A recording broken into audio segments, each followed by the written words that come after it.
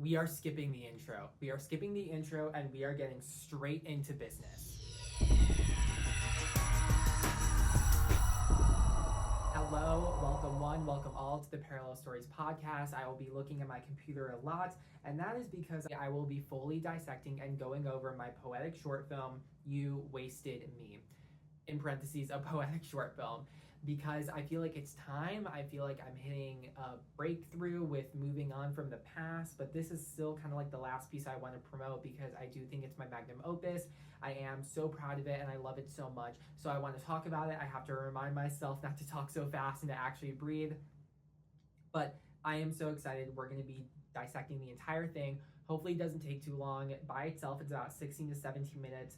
So we're just going to go through it. We're going to get straight into it. Let's dive right in. If you want to look at it fully right now, it's on my blog, parallelstoriesofthedividedmind.blogspot.com. It's also linked in the actual video on YouTube. So I should have known. Well, this first line is a reference to Taylor Swift's Dear John. I actually will be covering that on my 30-day fearless vocal journey, also here on my YouTube channel. But that's kind of like, I should have known things were going to go bad. And talking about it in therapy this last week, I really should have known that this place would be the antithesis to who I am. And I should have known that things were going to go bad regardless. But when you question my personality on the overpass, reducing me as some silly stereotype, that I agreed. So it wasn't really an overpass, it was a bridge. I changed it to overpass because I used the word bridge like a few lines from this. But basically it was the student center when I was walking back with some friends my freshman year of college, when I had a good amount of friends and a couple different friend groups and I was hanging out with people. But these friends were like Southern and not necessarily homophobic, but basically it was in that era of like, just don't make it your entire personality. I just realized I'm not wearing my hat. So you can see my bed head. So I'm just gonna put on my hat right now and we're just gonna ignore that I was not wearing my hat. So we're just gonna pretend that. But they said like, one of them said, just as long as you don't make it your whole personality. And I agreed. I was like, yeah, I don't do that, because in that moment in 2019, I was agreeing with those sentiments, whereas now I'm very, very much a proud gay man. I am a walking stereotype, but that's okay because straight people are also walking stereotypes. Everyone has stereotypes that they succumb to just because that's who they are and who they enjoy being. So that's okay. I welcomed myself to the Emerald City. So this is when I first visited this college with my dad, and I walked to the library, one of the main big libraries from the hotel, and I felt like it was the Emerald City. As you may see from my other podcast episodes, I have the Wizard of Oz like metal placard right there. I really love that movie and just the vibe and aesthetics in general. And so that was kind of the impression I was getting, kind of what I was looking for, that magical feel. So a vast library with the tallest ceilings that tapered my stomach. So the tapering my stomach, that was about how my freshman year, about my first week, I barely ate because I was so nervous about adjusting to a completely new life and a completely new place. And so I tried to like stomach some protein bars, and I remember doing that in the library. I took one of my protein bars to the library to calm myself down and hopefully be able to eat it.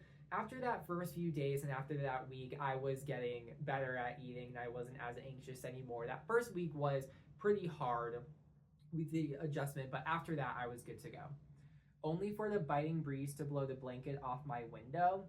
So this is one of my friends. She said she put a blanket on her window to fight off like the cold, even though we were all living in the dorms at that time with like AC and heating in the dorm. So she could have just adjusted it. I don't know why she didn't do that, but that's what she said she did. And this was just about how I moved somewhere I thought was going to be warmer, but it was actually just as cold. And I really hated that. The freezing air warped my expectations, but I molded them back. This is just a broader idea of how like I still wasn't meeting guys. I wasn't getting like the magic that I wanted, which I don't think that fully exists in this world of like getting truly everything you want out of something. But I was trying to fight those disgraces and just those negative experiences, and I was just trying to keep them in a good place and just keep being optimistic. I should have known when you didn't understand me, you didn't like me, if not for the convenience of our friendship. This was about two friends I had who were on the same floor in the same dorm as me, so obviously we became friends really quickly. One of them I had a good friendship with. The other one, we butted heads a lot because we were both very headstrong and both very opinionated. So if not for the convenience of our friendship, it was convenient for us to be friends. One of the main things I've learned is like, I don't think I would have stayed friends with any of those people, even if COVID hadn't happened my freshman year. So COVID hit my freshman year of college in March. I just come back from a choir trip, and that's when it hit. And we had to go back, and I just like kind of like stopped hanging out with any of my friends. I was very COVID anxious, as we all should have been with wearing masks and getting vaccinated.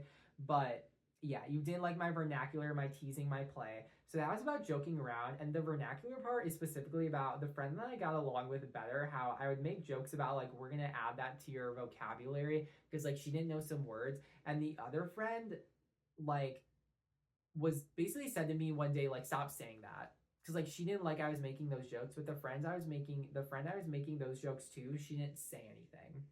I didn't like your ego, fellow headstrong person, your unhealthy attachment to your boyfriend. Whenever she talked about her boyfriend, she was just like, it didn't seem like they had a good relationship, so I really did not know why they were together. Your counterintuitive intelligence. This is just about how she was a very smart person, but she still didn't break up with her boyfriend and was still making kind of bad choices, so I just didn't understand that. Even she couldn't keep us glued together, the bridge, and after the first year we barely spoke. So that was about the friend that I was better friends with, and we were more kind towards each other. I still had some really good moments with these friends, but that she was kind of like the bridge, but you stood more firmly on. So that was about the other friend. They were in the same service fraternity together. They were both girls, but I guess the service fraternity was just called a fraternity. But they were closer than me, and I knew that. And the friend I didn't get along with as much even kind of said that, but I just accepted that. And looking back, I should have been like, well, let's all get closer together, and I don't want to be just like the third wheel and the odd one out, but that's just what happened. I didn't miss you much. Did you miss me? Did you ever learn to tame your frizzy amber hair long like a horse's mane? So she had pretty long hair, and she did own a horse, and she very much enjoyed horses. The frizzy amber hair, we started exchanging DMs in our group chat on Instagram, and it got kind of bad because I thought we were joking, but she was not joking. And so we were trading punches, even though I thought it was a joke. So we were not the kind of, or she was not the kind of person who appreciated like roast humor, whereas I am. So that led to a pretty long conversation between all of us one day in one of the pool room and the TV room in our dorm on our floor. So that was a fun time. And I did think her hair was frizzy. Apparently she took good care of it, but it didn't really look like it. I thought it was frizzy. Did you make new friendships that wouldn't start with laughter and end in snapping? So that was just about how it ended. God, this is already 8 minutes and I'm only on the first page. That was just like, it ended with kind of like bad vibes, and it did not really end well. I'll never know. I will never know. This Sonder, so that's a word I learned about, like recognizing that everyone has their own experiences as a person. Improperly refracted, don't just sit across from me, I don't know you. Why are you talking to me about religion? We may not be as social as rats. So this was all about how I was genuinely meeting people randomly, kind of how you do in college, but it wasn't really good. Though they weren't like amazing experiences. One guy talking to me about religion, one guy just randomly sitting across from me at the cafeteria when I was just eating by myself.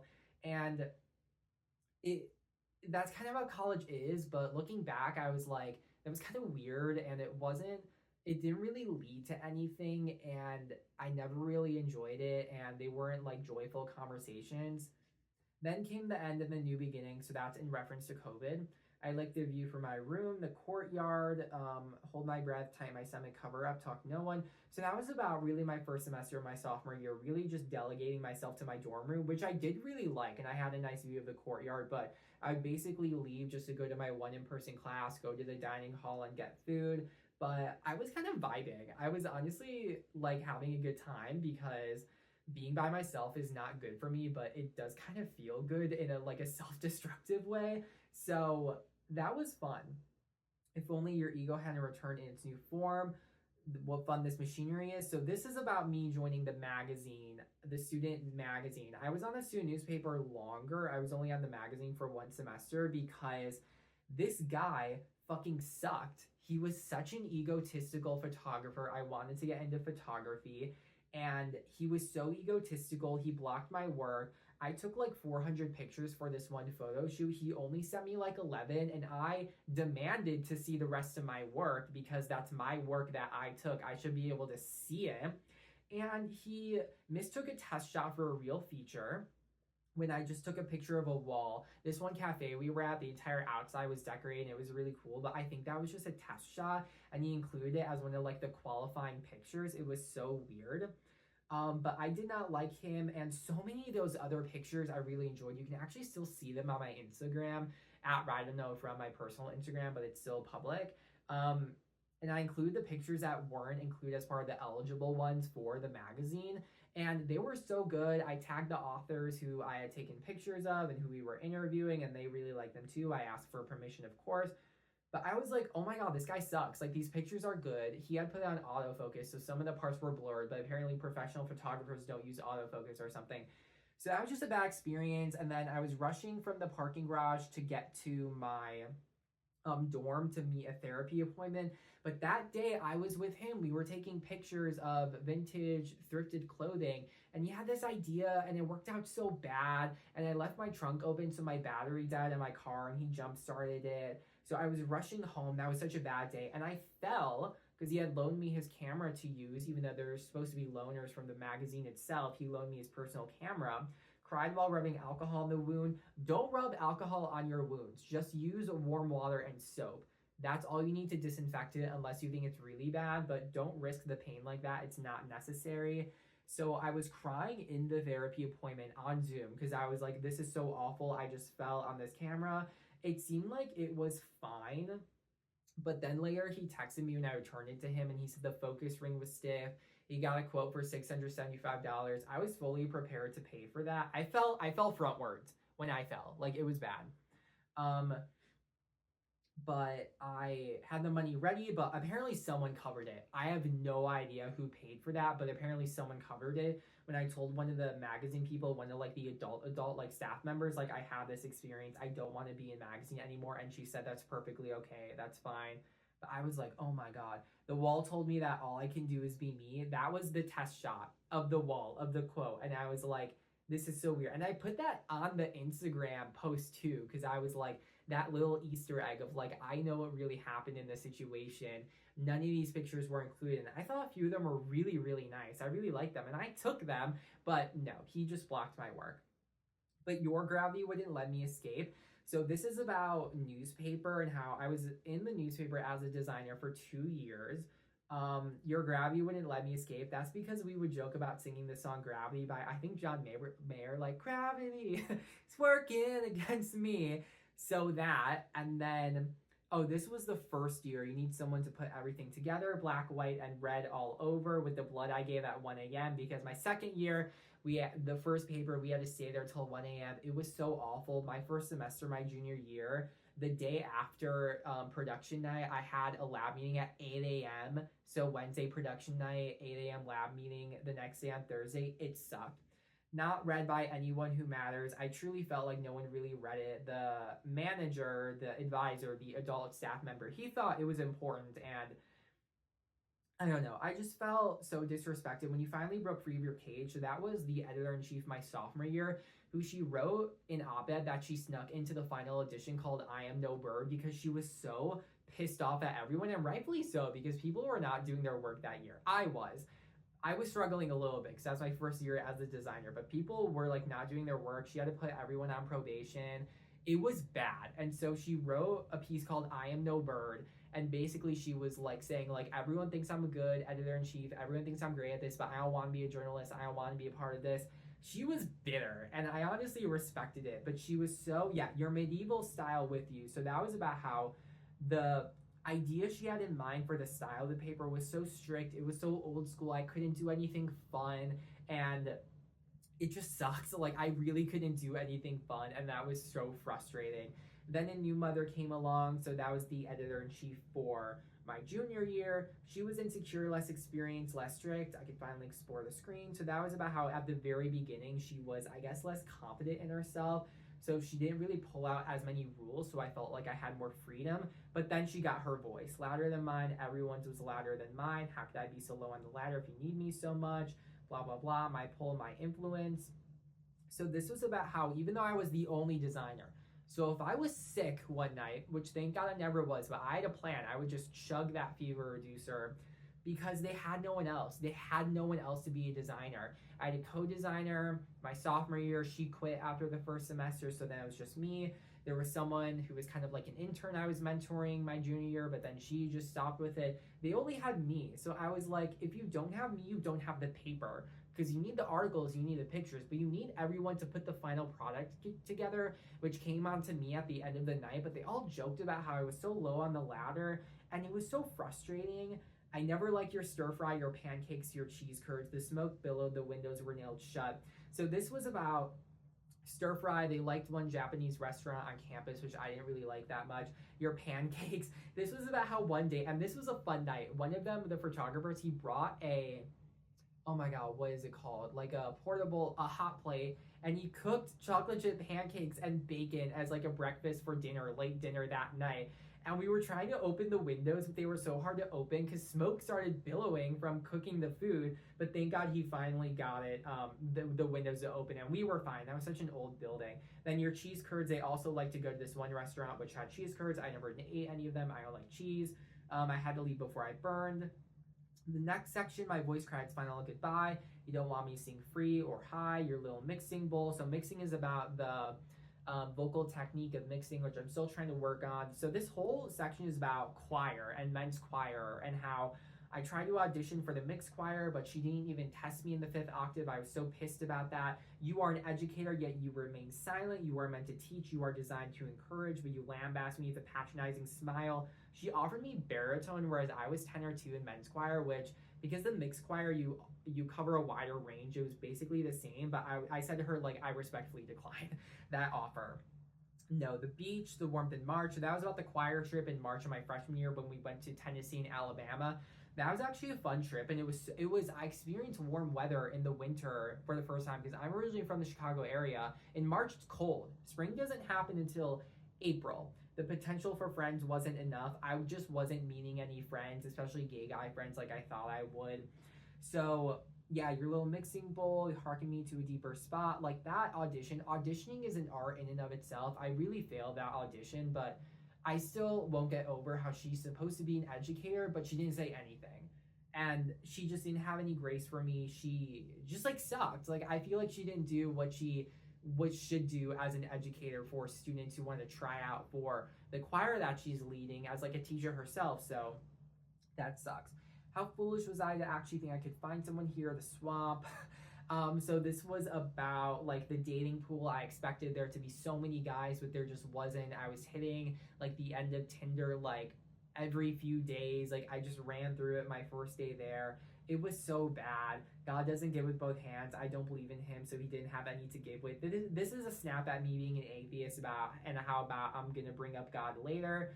The 2 of you found me through sneaky means. These were guys who hit me up, but I was not interested in them, but I still hung out with them one time because that's what you do in college. You just hang out with random people. I found the half day. His muscle made me consider, but his mentalities were barbaric. A short walk, a casual stroll.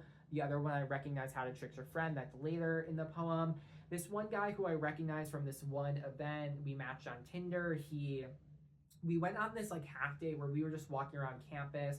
I really didn't like him. He said McDonald's was ghetto, and like I understand he's black, but I still felt like that was a weird thing to say. His mentalities were barbaric. He was basically saying like I had no choice but to be a bottom, which is ridiculous. He clearly just had masculinity and internalized homophobia issues.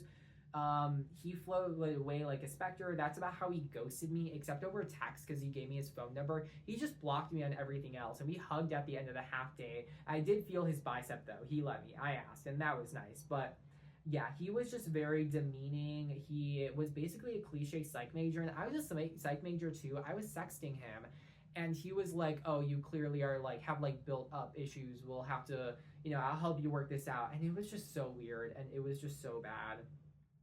My first place alone, I'm anything but. This is about my first apartment and how it sucked so much because there were roaches and there were bugs. They somehow find their way back behind the fridge, across the tub. I tried to spray them away, kept my cabinets open for 2 days. Literally, the pest control and the sprays, I requested more. We got more. I was trying to be collaborative and got more of them. but they just kept coming. I literally kept my kitchen cabinets in my fucking tiny kitchenette. I hated that apartment so much. Kept them open for 2 days, kept my dishes just on the floor on towels, and it didn't fix anything. They kept coming back. We can only clean ourselves. The machines would always break, steal my money. This is about how the 4 washers and 4 dryers in the apartment building sucked. They ate my money, and I had to be an angry advocate to get them back because I was so pissed off because that was not the first time that had happened to me. The very first time I never got any refund, even though I provided the receipts and bank statements as requested by the community manager, but just corporate didn't push it through. It was so annoying. So they would break, and it was so annoying. In my second apartment, I had in-unit laundry. In this house, we have in-unit, of course. It's so amazing. It is so, everyone should have in-unit laundry. Like, it really sucks not to have it. I was so pissed off. The dryer wouldn't work sometimes. It was awful. It was so awful. So I sent an email, a long email about how I was pissed. The community manager, she called me back. My name is Ryder. Update your records. That's because one time they sent me an email and she used the wrong name, and I was like, I'm just gonna include this as a little snap and a little bite. Give me 3 each. Now you're pathetic 1-2 combo. So it was like, I'll give you 2 washes and 1 dry, or 1 wash and 2 dries. And I was like, no, you're giving me 3 each. I paid for it, and it ate my money. What do you mean you're doing 2 and 1 or 1 and 2? That doesn't make any sense. Those are not 3 full cycles. Don't French your girl on the steps. It's unprofessional. That was the first community manager who he was Frenching his girlfriend on the stairway of the apartment. I passed by them when I came back from a walk, and I was like, what? I kind of gave them a look, even though I think I was wearing my sunglasses, because I was like, you're literally French kissing your girlfriend on, like, in front of the building of your job. Like, what are you doing? You patched up the holes. Yes, I did, but I hadn't. Like, when we were doing the walkout, she was like, oh, you patched up the holes. I didn't. They were already there, and they were already patched up. Never found the one hole that was my fault. That was about how I took a push pin out, and it took like just a little bit of the drywall out, but they never found it, so I got my full deposit back. I can always rely on my unhealthy habit of joining groups at the wrong time. That is so true. I always join things at the wrong time. So this was about research, and this was about my college lab, which overall I did like. Before my senior thesis, the research was slow. I had 3 goals for college. Belt in A4, which I did accomplish. Get a boyfriend, did not accomplish. Get my name on a research paper, did not accomplish. I did write my senior thesis, but it wasn't publishable. The research just wasn't there. So it was slow. One of my goals for these 4 years. Across the stage, she gave oblique speech. This was during the commencement ceremony where I felt like the president gave a sad speech. Like, I thought it was kind of pessimistic. It was kind of sad and dreary. Even the one in power can part the overcast sky. So the references to clouds is like, it would be cloudy at least half the month, and it would make me so depressed. I would look at my weather app and be like, oh, it's gonna be cloudy for 6 days in a row. I should just kill myself. Because literally, why would I be alive when it's cloudy for 6 days? Flash forward to here where it's sunny, like, except for like 2 days out of the month, and it's amazing. The sun is like radioactive here. It was just so awful. I got all my wisdom teeth out. I moved apartments. This second to last phase of my life. So working and then retirement. The longest one, the endless one, the working one. So this was about my first job out of college 2 summers later with a new level of permanency. So I had been an intern 2 years prior, and now I was a full-time worker. That's what that's about. This obsolete schedule, false sense of availability, this degrading theft of time. This is just about how, like, working sucks. And this was one of those jobs where we just did not get enough work to do. And I was like, just what is going on? And I kept feeling like I was going to get caught. Someone was going to catch me not working, even though I didn't have enough work to do, and I would get fired. I even told my boss at one point, who was very nice, but we'll get to that. I said to her, like, I'm worried about getting fired. And she was like, it's so hard to get fired here. People have, like, done lawsuits before, so it's really hard to get fired here. So that kind of made me feel better. Why does everyone say they love it here and they cracks and patch them up? This is just about, like, you know, during orientation and onboarding, all the employees are, of course, like, oh, I've been here 5 years, I've been here 8 years, I've been here 10 years. It is such a good place to work. We won awards for being a great place to work. No, it's not. They say that, but no, it's not. The culture is foreign, even though it's native. This is about, like, American work culture and how, like, I should have had correct expectations, but I just didn't. It just felt so weird. My first presentation, so this was just a little presentation I did for this meeting with data, and I discovered like this is in school, because in school you give a presentation, you get a grade, you get feedback, but this was just one and done. This was like I gave the presentation about the data, which I should have known. I would later find out these types of meetings were not important at all. Oh my God, I'm gonna get to that. You know what? I'm gonna talk about it. I don't care. I'm gonna get to that. But there were not really any stakes, but I didn't know that. So there's no grades or feedback or stakes. I don't have to do everything well, but as I talk about later, I still excelled in trying. It was never in me to give minimum effort. I always felt like I wanted to put my full passion into it, even though I never got anything out of it. Do you know that she doesn't like you? She wants to get rid of you. This was about my former boss. If she ever sees this, sorry, but this is just how it was. Her boss did not like her, and we would talk about this. Even though I liked her, she may not know some things, but she cares about us. The boss, she wants us to be efficient, but she lacks the knowledge of the limit, the ceiling, the desires versus realities. This was about how you need to have proper expectations for being efficient. Like by the time I was leaving that company, she showed me the social calendar that they had put together for the website, the social events, so all the employees could see what we were doing for social outreach. But she showed me how on the back end, they still have to do all these things to make it look how they want it to on the front end and on the website. And I left her office thinking like, oh my God, you wanted this to be like so efficient, this dream of efficiency, but it's just not. And she would kind of like harp on that a lot about like, where are these efficiencies? How can we make things easier? But there's only so much you can do. I could do what she does, so why does she get to do it? That's so true. I feel like I could have done her job. I feel like I could have done my boss's job, my boss's job, the COO's job. I'm the type of person where I'm quite arrogant, but I also feel like these people were just, some of them were just not competent, or they just had it easy. And like, I just could have done it a lot better than them. Why won't you listen to us? They never listened to us. This company thought our department was the black sheep, and it was so awful because I thought we were doing great work. Basically, all of us on the team on the entry level were new, but we were all very nice to each other. We all liked each other. We all worked well with each other. And so it was a great team, but the higher ups just didn't like us. They didn't think our department was doing good things. Who tries to mingle our unrelated mission. So we were under the marketing department. We were drug prevention under the marketing department, even though every other county and every other prevention center in this state was housed under substance abuse, because when you work for drug prevention, obviously you're going to work under substance abuse. We were under marketing, which made no sense. I like marketing, but it didn't make any sense. So we could have maybe found a middle ground. God knows I could have come up with several different things we could do. I think I was coming up with different things we could do, but on the boss's boss end, she just wouldn't meet us in the middle. You sneak me into your room one morning. So this is the day where I got my first complaint. I had gotten a complaint in a job before in my life where it was a very big manual labor job for like setting up and taking down, like at parties or at festivals, like the carnival games, like the bouncy houses, the cotton candy machines, like things like that. My dad got it for me because his friend ran a company. It was so bad. I only worked there 10 days that summer, but after the first day, the boss was like, someone complained about you, so just make sure to work harder. And I was like, okay, sorry. I hated that job so much. So I felt kind of like busy, and so I wanted to be just 5 minutes earlier to the office than usual. What a brilliant plan, because my boss and me are the only one there at that moment. And so she takes me to her office and says, there have been complaints about you. The electric discharge was about my stomach. I immediately felt very anxious. I said, I'm so sorry. You'll see a change immediately. I was very apologetic. I was calling my mom, my aunt. I was like, oh my God, this happened to me. Like, this was so weird. She was saying, like, apparently the people who complained about me saying I was dominating conversations. I need to tone it down. So then the meeting afterwards, where it was the newsletter, and I stepped up to take over the newsletter because the person who complained about me, who was stepping down because she needed to focus on other things, she was still attending them to like guide us and stuff.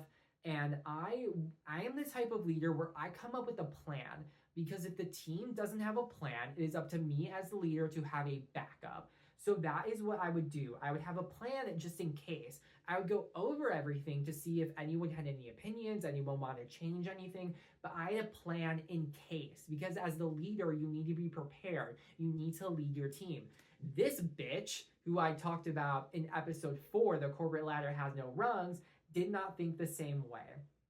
So she was like, you shouldn't take over, you need to leave it to the rest of the group. She said all that while laughing, and I just felt like I was in this hurricane of lies and this distortion, and just I couldn't understand what was going on. Pillage my position that you've given up. You don't like me, you don't like the way I lead my team. You should hear what they say behind your back. Because other people did not like her. They also thought the same of her. And it was so funny for her to say, I dominate conversations, when she does the same thing. They still listen to you up front, though, so they still do what she says up front. I'm a masochist to my own empathy, slobbering over my words. So I am like in pain because of my empathy. I'm trying to take everyone's opinions into account. I'm panicking, but I just can't weave my way through it. There's so many different perspectives, and I lose my own as well. Reputation is in the mouth of the accuser. So this is a play on the phrase, beauty is in the eye of the beholder. You struck first. So she complained first. So I was the one at fault. I was the villain because she complained first. If I complained first, it might have been a different story. My truth's not in the eye of your hurricane of lies. If you step on his toes too much, that's because my boss came into my cube the next day and she was like, revealed who it was. So it was only one person who complained about me. She had made it seem like it was multiple people. And she was like, yeah, she told me, like, did we step on his toes too much? Yes, you did. You righteous, irate, arrogant, callous version of me.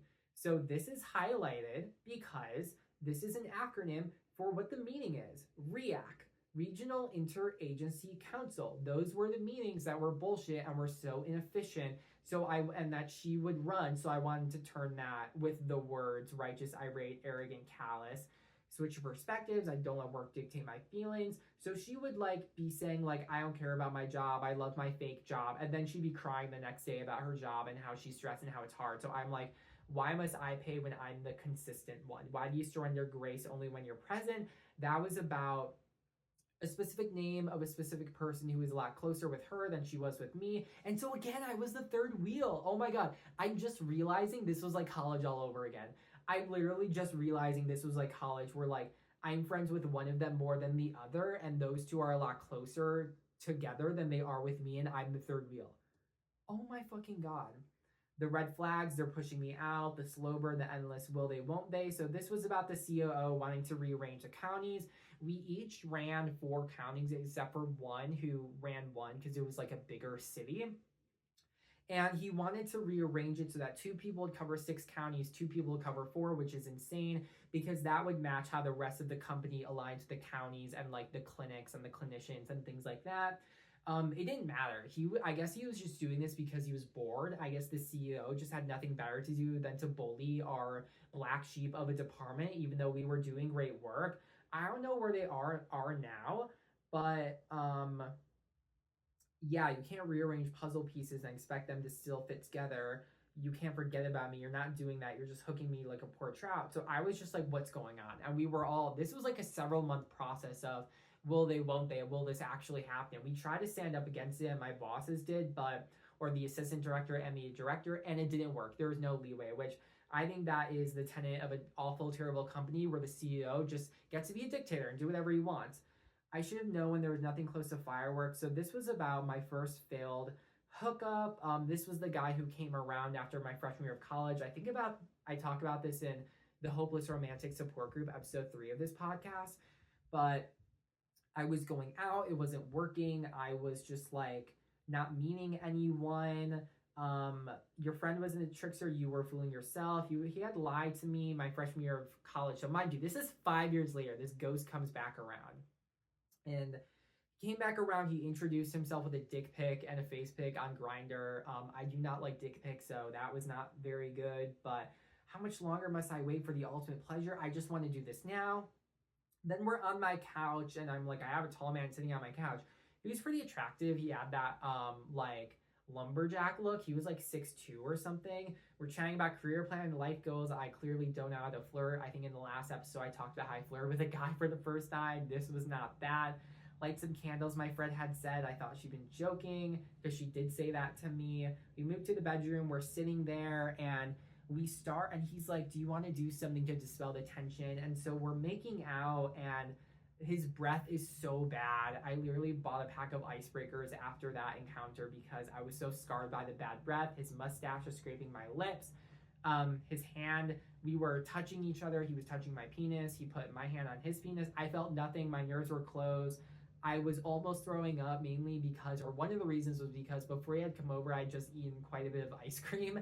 And then he texted me to see if he could come over. And I was like, yes, come over. So yeah, I need to walk. I need to be clean. So I cut it off. So the clean reference, Taylor Swift. But also before, with the washing machines in this messy world, we can only clean ourselves. And I was listening to Clean by Taylor Swift actually while I was having that walk. You weren't attracted to him, my mom informs me. So then the Rat King approved changes to the puzzle. Let's just say that's a reference to his name. There's nothing we can do. My only choice is to float. So this was to be a floater because they weren't going to fire me, even though I learned when I left that the budget was so tight that they couldn't afford to have one of us. So if I hadn't left, they might have laid me off because I was the one losing out on my counties. So the idea was me to be a floater and kind of help out with all the counties and help out with everyone. But then came you. So this is about the woman who fired me. This is in all caps because this is nearing towards the climax of the piece. So you is in reference to the state as a whole where I was for the last 6 years, but this portion is about her, the woman who fired me. So your face lights up with that sweetheart smile. I specifically use the word sweetheart because I felt like she was a sweetheart of the county. Everyone liked her. Comes to turn out she's a shit person and she's a liar. Waving your hand as you set your phone on the table. That's literal. She would wave it and then like put her phone and her keys on the table.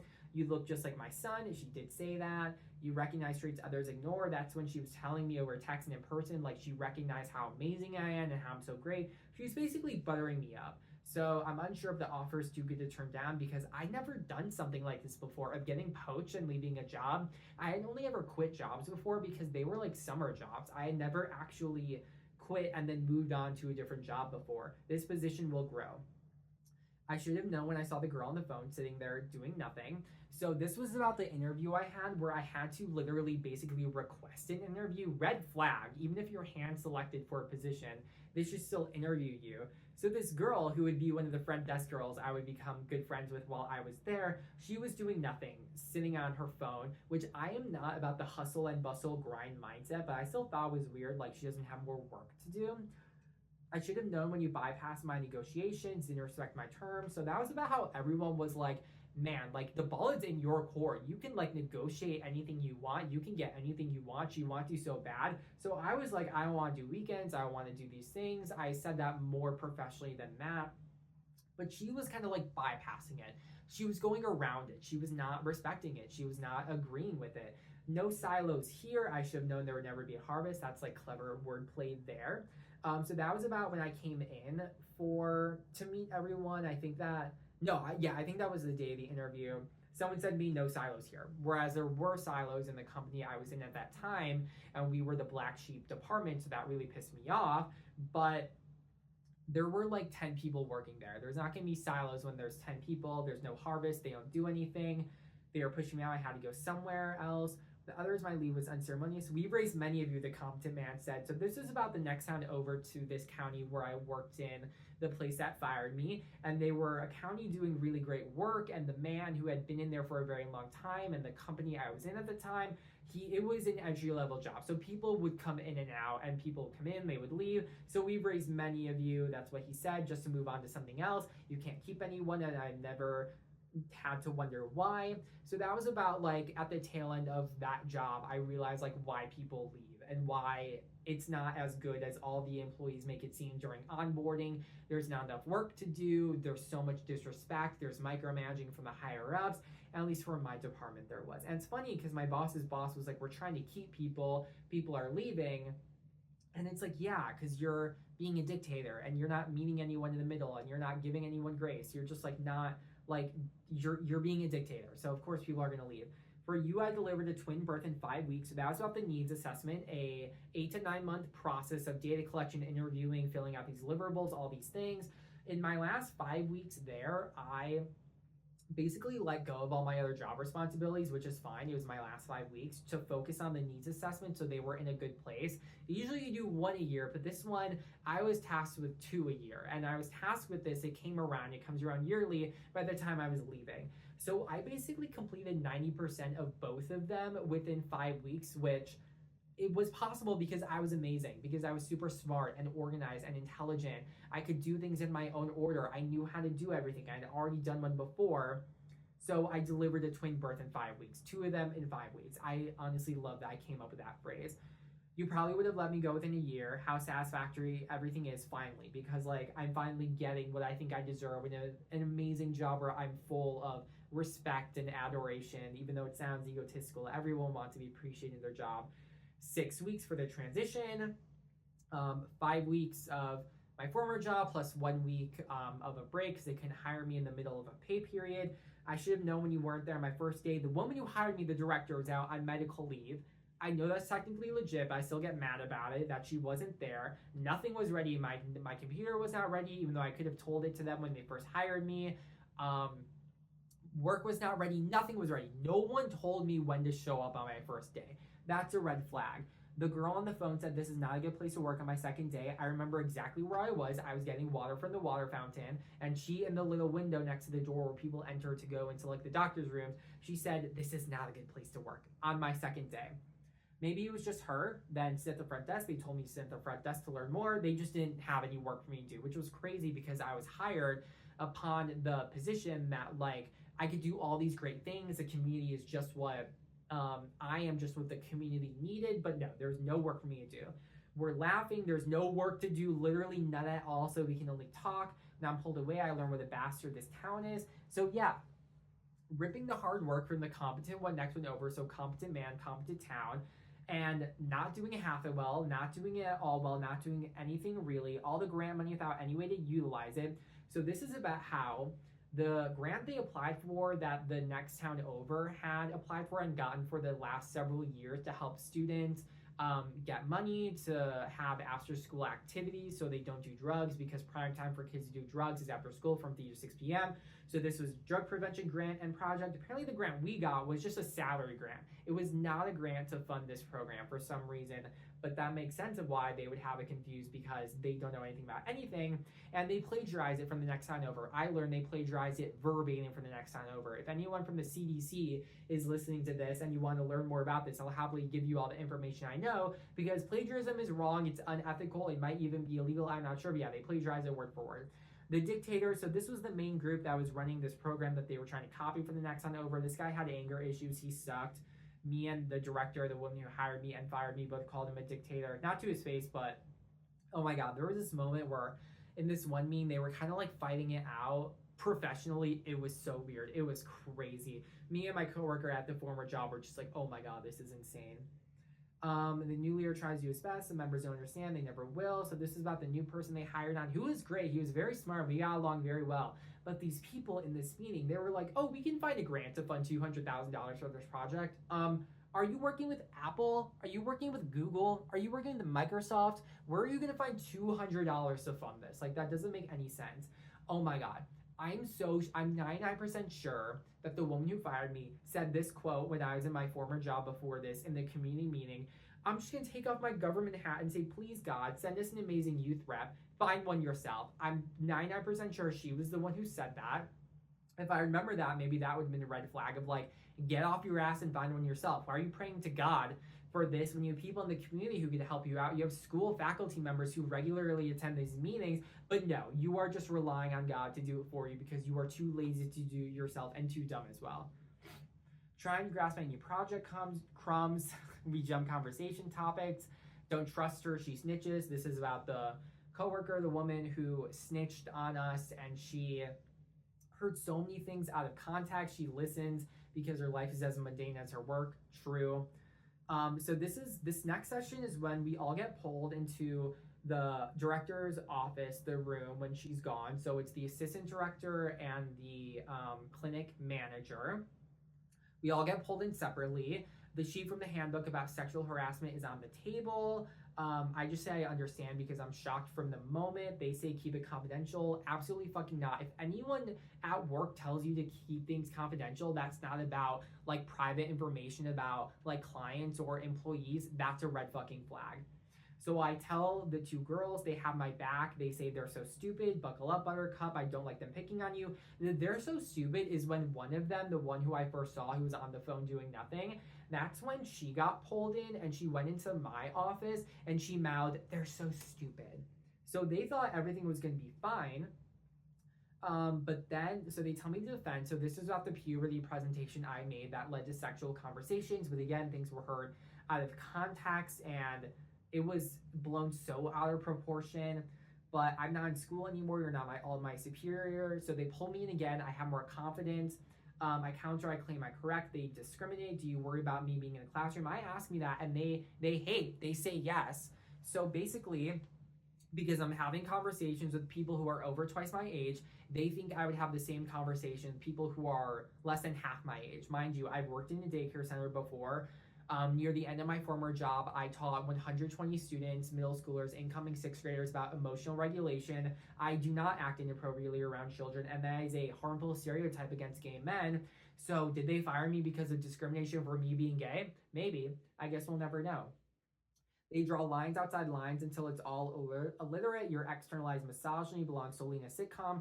So this is about how I asked the assistant director, are personal experiences about menstruation inappropriate? And she said yes.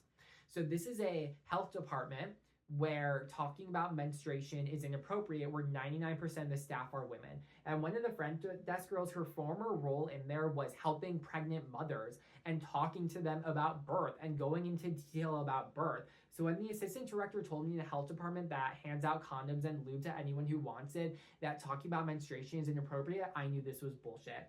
And the 10 years later for its barbaric botchlade beliefs, I used 10 years specifically because when I was asking the director in the interview about what the sustainability of this position is, because it is paid by grants, she said 10 years. She said there's grant funding for at least 10 years. If bleeding is inappropriate, so that's in regards to menstruation and periods, you are complicit in your own illustration. So this is about like they hand out condoms, they hand out lube, they do STI testing, like they do all these things, but talking about it, nope, can't do that. They press a panic button, pull the whole rein. So they're like, you can only stick to your contracted duties now. Mind you, I never signed the contract, even though I thought I had, and I wrote half that contract. I wrote half of the job duties because, and the other half they just copied from her former role because this was a role that was specifically created for me. So I had a hand in making it. So for them to say stick to my contract when that contract was not valid, it just shows how they are bullshit and they are dumb and they were not keeping track of anything. So you don't trust me to forge my own path, but you don't pave one for me either. This is about how in the meeting I was trying to talk about how like you're relegating me to this office with no windows, this beige cell that is awful. We're gonna talk about that later. Can I go out like this one guy is like the new leader of these meetings? Like he's kind of out and about. Why can't I do that? And they're like, no. And I'm like, I'm trying to keep asking like, why can't I do that? And they just say no. And they're not giving me work to do either. There were a few days where I brought my personal computer and logged onto the Wi-Fi because I knew the password and just wrote and did some writing because there was literally nothing for me to do. What is it you want? Compliance. I am not the type. I am a rebel. I am uncompliant. I do not blindly follow rules if I don't see the point of them or if I don't see the justification. And that's why they fired me. What is it you do? Oh my God. So this was about a woman who had entered, I'm saying woman a lot. I don't mean that in a sexist way. I just feel like saying person is not descriptive enough. So this was about someone who entered the health department and she wasn't like desperate, but she was clearly shaken up and she was like, I lost my health insurance. Like, what are the services I can get here? I have these health needs. And the front desk girl basically said, we can't help you because we only have nurses. We don't have any doctors. She told me they used to have a doctor. There was one town I learned about, they got a chiropractor, which is technically pseudoscience, but at least that's something for the community because they're trying to treat pain so that people don't have to turn to opioids. But yeah, like we can't do anything for her. And the girl said to me, like, they can't keep this up for long of like not having these services and having a severe lack of services. So I returned to the front, even though they told me not to, because that beige cell was literally making me go crazy. You finally returned. So this is about the woman who fired me. I never had to do this before. What can I say? I'm one in a million. So true. And at 3 past the 12th hour, so this was about my 12th house perfection year. I specifically phrased the 3 p.m. when I got fired. Who fires someone at 3 p.m.? Fire them at the top of the day, not the end of the day. But I phrase it like that because this, me being 23 years old, was astrologically my 12th house perfection year, which is about loneliness, isolation. I have Libra in my 12th house, so that is injustice. So I wanted to mention the 12. You unleash the biggest injustice of this establishment, worse than plagiarism, worse than bureaucracy and the efficiency. Your wealth of knowledge. So this is what they said after the second time they pulled me in, when I was kind of being a little combative, where we were having that conversation, that back and forth of the volleys of like, why can't I do this? You can't do this. Why can't I do this? You can't do this. And at the end, they said, we're so happy to have you. You're such a wealth of knowledge, but you don't accept my currency. So that's another little play on words that I'm really happy about. They don't accept the way I do things. We can't trust you to be out in public. Then why did we just yesterday talk about showing me around? So this is about how the day before, on Monday, I got fired on Tuesday. I made a flyer and I passed it out around to local businesses, like introducing myself, saying how I potentially help them. I'm a new person in town and I have this new job and I'm like part of public education and public health. Here's how I can help. And I showed it to my boss because she was finally back in office. And she was like, oh, this is such a great idea. And these are the places I want to take you around to tomorrow. She was going to do it later that day. I wonder if this is when she found out more stuff about me and she didn't do it, or if she was just purely busy. But yeah, why would you talk about showing me around town and then fire me the next day? You can't even follow simple direction. You set me up to fail. So the only direction I got was sit up at the front and then don't sit up at the front. Extremely contradictory. And I do what I want because that office was making me go crazy. Like, I couldn't be in there anymore. I couldn't sit in silence, having no work to do anymore. I needed to be with someone because I was going crazy. You set me up to fail. I know your heart. I know your potential. She said that while she was firing me. And she said, I know your potential multiple times before. You've known me for 3 weeks. This is about how you can't say to someone, I know your heart, I know your potential, when you've known them for like 3.5 weeks of being your employee. Half that time you're gone on medical leave, and then like 5 meetings I was at where you met me. Like, really, you know my heart, you know my potential. Try saying that to my parents who raised me since birth. Try saying that to one of my friends who I've been friends with for 10 years and see what they say. You shed tears while my face is dry. She literally cried while she was firing me. You feign innocence as I internalize my faults. I'm going over like, what did I do wrong? But she's trying to act all innocent and a sweetheart. You ignite brimstone and burn all my foolish daydreams to the ground. I won't get into all my daydreams, but I did have very high hopes and expectations about this position. I was really spinning out with my daydreams and all the positivity and all the things I was going to do, but no. And then the brimstone was about firing. So igniting brimstone, getting fired. The weeks that pass overflow with regurgitated biles. This is about rumination, how some animals are ruminants. They regurgitate the same food and chew it, and swallow it to go through their different stomachs. And that's where the term rumination comes from, when you're just thinking about the same things over and over and over again, even though you don't want to. I'm really bad at that. I don't like your tiny deli rejects lips. I love this line so much. So this was about the clinic manager, who her lips are so thin that, when you go to a deli to get sliced meat and they show you an example and you're supposed to say if it's too thin or too thick or just right. Well, her lips are so thin that if someone were shown that as a sample at a deli, everyone would reject it. Every single customer would reject it because it's too thin. Even for super elderly people who like very lean and thin meats, it would be too thin for them. I despise your obsolete personality. This is about the assistant director who was just so boring and just had no personality whatsoever, except for being an externalized sexist piece of shit. She was the one who said you can't talk about menstruation. I relish in the fantasy of you accomplishing nothing. So this is about how they are going to get nothing done. They have no plan. They have no data. They have not enough smart people. One of them I learned several months ago, the one who was handling all the grants, she left. She was only there for 8 months. And that's what happens when you hire someone who has a master's degree and all she can do on some days is fold shirts. I literally folded shirts with her one day and she said, yeah, it's good to find something on slow days. Excuse me, she has a fucking master's degree and all she can do is fold shirts. Like, that is insane. So she left after 8 months.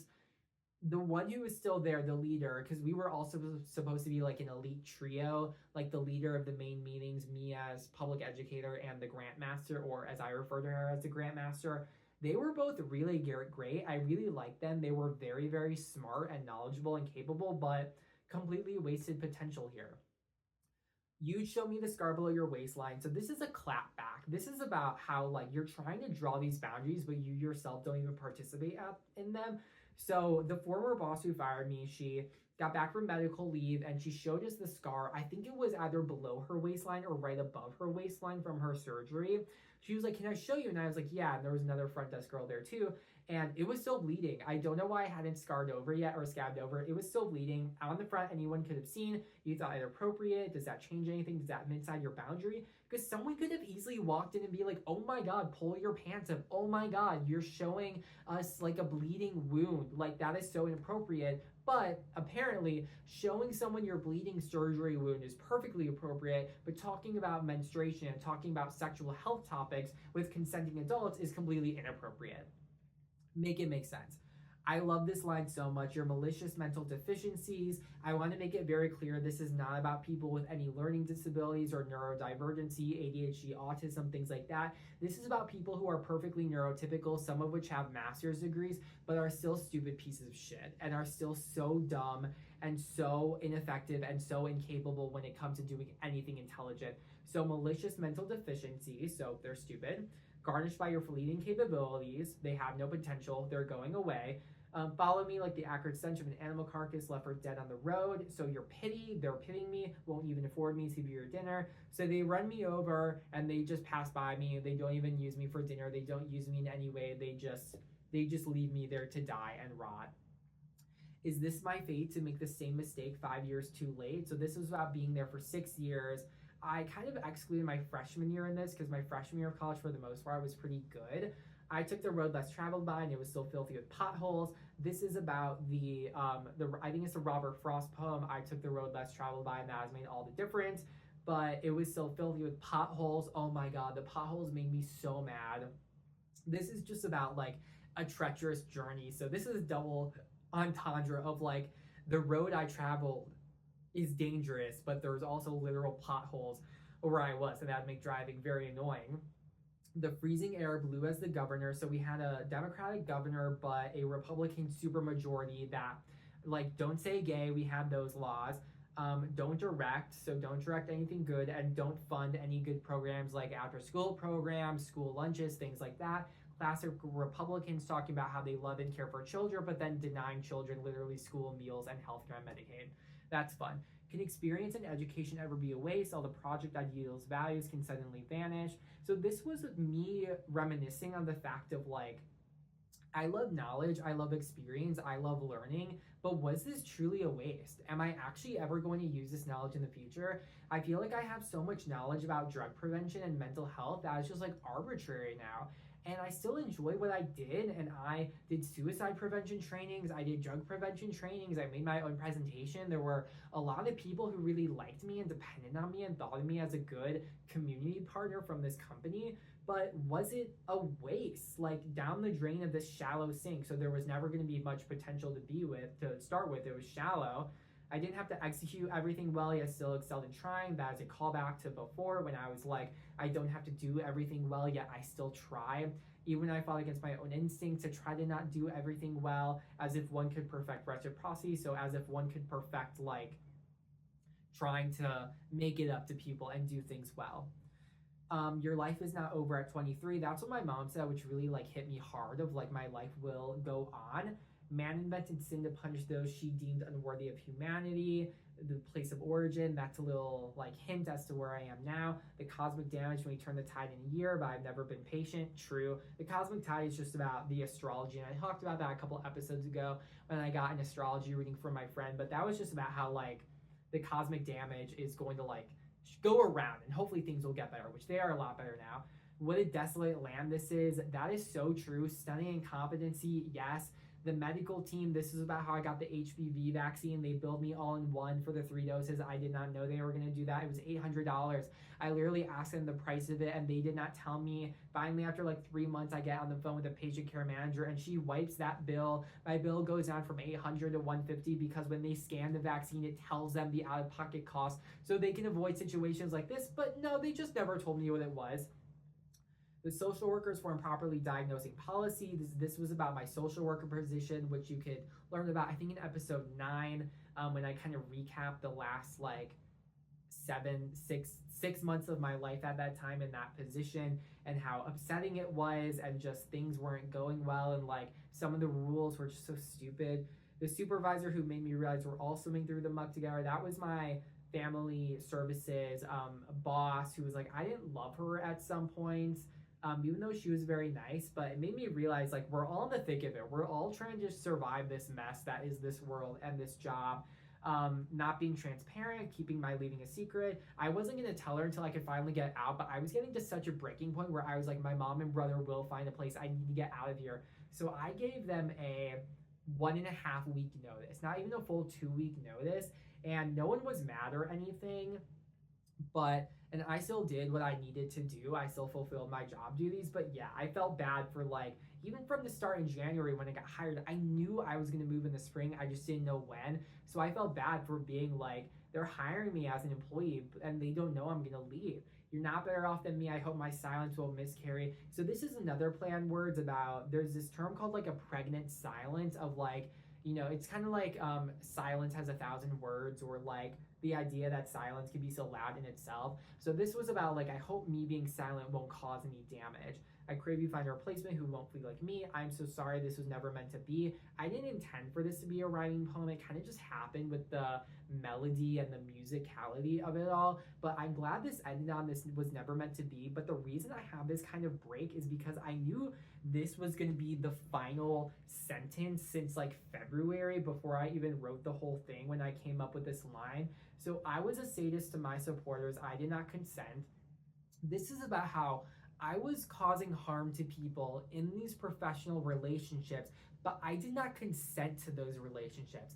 I did not consent to it being the way it was. I did not consent to being a third wheel. I did not consent to being a worker who didn't have much work to do. I did not consent to being a graphics artist in a department, even though we're under the marketing department, where I wouldn't be appreciated. I did not consent to being a hand-picked employee who wouldn't have work to do and who would work in a place that was super sexist and misogynistic and sex negative. I didn't consent to any of that. I didn't consent to those relationships. So in a way, I was causing damage and harm to them, but that's not my fault, because that was never my intention and that was never my plan of what I wanted these relationships to look like.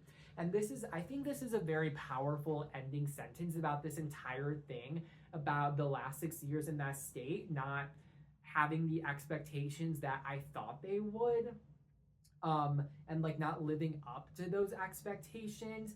And I just did not consent to any of it. So that's the main poem. And then I came out with the poet's cut. So I'm just gonna go through these. Do you remember when you were driving in your car and Chanty came up on the speakers? So this is about how we were coming back from a meeting of me introducing myself to the school principals, and it had gone super well. It was great. I was driving back with my boss, and Chanty came up on the speakers, and I remarked that it wasn't Taylor's version. Now that doesn't matter because Taylor owns all her masters. But we had to keep your eyes on the road. I remember the warmth I felt bonding with you, as if that's normal. They expect a relationship because you made it that way.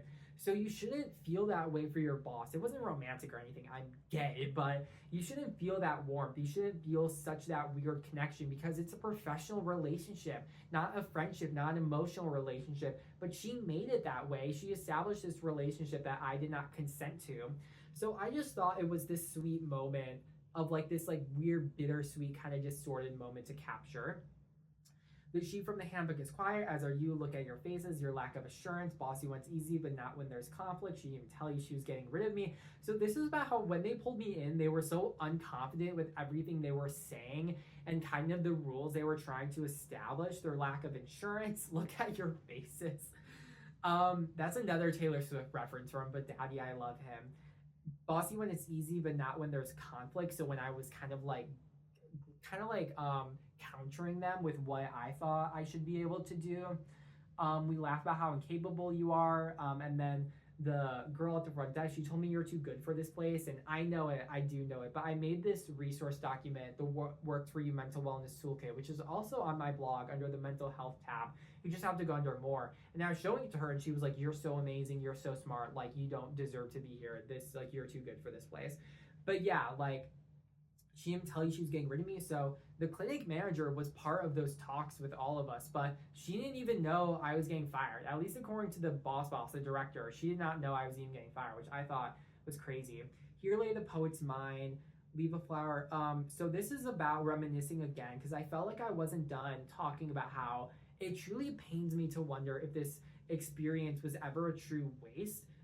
This is not included in the short film, The Poet's Cut. This is on my Instagram. It is on my website. I did include it on like the written out version, the typography version. About like I can't even begin to write out or even understand like and talk about how hard it is to be like, was this ever a waste? Like I care about the principle. That information I'm caring and valuing and planning is never a waste. It pains me to not know. My ultimate creation was the mental health toolkit. I genuinely feel like it can help people, especially because it's free, but I'll never know if it's going to ever be of use. Please let it happen. Please let it be of use. Opportunities might arise for me to visit the grave, leave a flower or stone. This is reference to like maybe this education will be useful in the future, but I don't know. How can so many people like me and hate me at the same time? This was about how like, and then Bubba, the guy, one of the main leaders, part of the trio, when I told him I got fired, he was like, oh my God, do you need anything? Go grab coffee. He was very nice to me. And this was about like some people really like me and some people really hate me. And like I kind of don't know how to manage that sometimes in my life about like that dichotomy of like some people really appreciating me and some people think I'm like too bossy or too domineering or too like whatever this, whatever that. You appreciate my authenticity until you realize we are not the same, until you realize I'm just not going to comply with you. When am I supposed to do that? And covering up feels like a crime against myself. So like having to mask or like having to put on this persona that's not me. I can never not be me. I can never lie. I can never portray a false impression.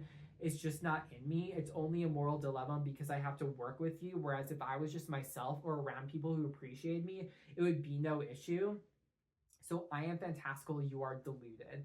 Um, so this is about like I am amazing and you are just like nonsensical and you just don't understand what's happening and you are a deluded person. You are delusional. You don't actually know the 411. You don't know what's what. You don't know anything about me. That's the main portion of that. You don't know anything about me. For mama, this is for my mom because she has experienced so many awful jobs so many times in her life. So I'm flabbergasted by the fact that some companies are so inexplicably inefficient, true, unceremoniously uncommunicative, true. It seems like every company has a communication issue, and hopelessly siloed, true. They'll spend thousands of dollars on consultation fees just potentially improve their work culture. That's what the place I was at the longest for 15 months. That's what they talked about, spending thousands of dollars on consultation fees, even though I could tell them what to do. And I say it here. Here's a tip to every CEO that's ever lived, will continue to live and be born in the future. Let people who are good at their job simply do their job. I don't understand companies who are constantly firing people, constantly hiring new employees, having to onboard them. If I ever ran a company, I'd be grateful for each and every employee that I had because I hired them because they're good at their job. And if they actually prove to me that they're good at their job and they weren't like lying in the interview or whatever and they can actually do their job well, then I never would want them to leave. I'd give them raises. I'd give them good benefits. I would show them how much I appreciate them because if I'm out an employee, then I'm out an employee who could do all those things. I have to rehire them and that's going to be a slump of when we get another person. So yeah. In the Poet's Cut on my Instagram, I end with the Here Lay the Poet's Mind warping through his mental dictionary as the true ending of this piece of like, I think this really does show me being stuck in the past of like wondering if my past will ever be of use. Like in my 30-day fearless vocal journey, the first song I covered is Undiscovered by Ashley Simpson, which I was really vibing with at this time, especially the time of getting fired, because I was like, all the things left undiscovered leave me waiting and left to wonder, will it ever matter? And I think I can say from this that like I'm really just looking forward to the future and I'm looking to just keep moving forward. And I do like psychology, and if this ever becomes of use, good. If it doesn't, then that's fine too. But I mean, I don't know. I still like all those things, but yeah, that was an hour 9. Thank God. I thought this would be 2 hours. That was dissecting the entirety of You Wasted Me. I hope that was enlightening. I hope you understand better where I was coming from when I was writing that poem and all the intricacies and wordplay and threads in it. And next time we should get back to like a regular episode of Life Updates. I really didn't have that many this week. But yeah, go check out my short film, give it a like, comment, subscribe to this channel on YouTube and Spotify, and I'll see you next time.